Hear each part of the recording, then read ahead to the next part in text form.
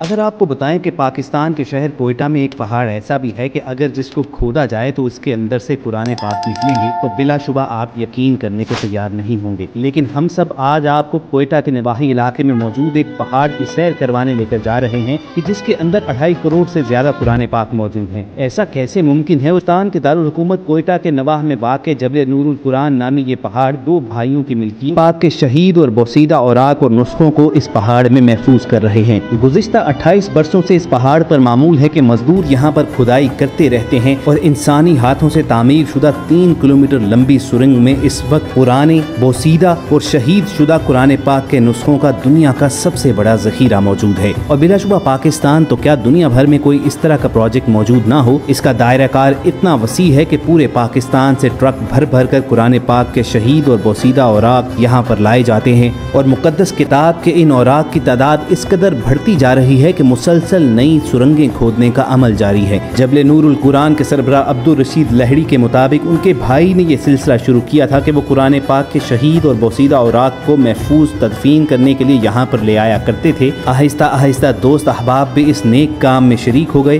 दिन ब दिन ये प्रोजेक्ट बड़ा होता गया तो फिर जबल नूर नामी ये पहाड़ी हासिल कर ली गई और सुरंगें खोद कर कुरान पाक के शहीद नुस्खों को यहाँ महफूज बनाने का काम शुरू कर दिया गया और अब इन सुरंगों में 2.5 करोड़ से ज्यादा नुस्खे महफूज हैं। इस नेक काम के सरबराह अब्दुल रशीद का कहना था कि यहाँ पाकिस्तान भर से कुरान पाक के शहीद औराक भिजवाए जाते हैं। फिर उनका जायजा लेने के बाद जो नुस्खे जरा बेहतर हालत में होते हैं उनको या तो रिपेयर कर दिया जाता है या फिर यहीं मौजूद म्यूजियम में रखवा दिया जाता है। बहुत पुराने और बोसीदा औराक को यहाँ फिर पैकेट्स बनाकर सुरंगों में महफूज कर दिया जाता है। और दोस्तों आपको बताते चलें कि कुरान पाक के नुस्खों को महफूज बनाने का ये अमल महज नीयत और इरादे पर ही नहीं चल रहा है, बल्कि अब्दुल रशीद और उनका भाई अपनी जेब से महाना 8 से 10 लाख रुपए इस प्रोजेक्ट पर खर्च करते हैं, क्योंकि इसका इम्पैक्ट और दायरा कार इतना बड़ा है कि पाकिस्तान भर से ट्रक भर भर कर यहाँ पर कुरान पाक के नुस्खे लाए जाते हैं तो उनकी छांटी के लिए और उनको महफूज बनाने के अमल के लिए लेबर भर्ती करना पड़ती है। और अब्दुल रशीद के मुताबिक कुरान पाक के नुस्खों का हर पैकेट तकरीबन 350 रुपए लागत के साथ सुरंग के अंदर पहुँचता है। तो जितने बड़े स्केल पर यह काम किया जा रहा है अखराजात का आप खुद अंदाजा लगा सकते हैं। मगर ये दोनों भाई अपने इन अखराजात के लिए किसी के आगे हाथ नहीं फैलाते और ना ही किसी से अमदाद की तवक्को रखते हैं। चुनाचे अपने सुनने और देखने वालों से हम सब गुजारिश करना चाहेंगे कि आप इन भाइयों की सेहत के लिए,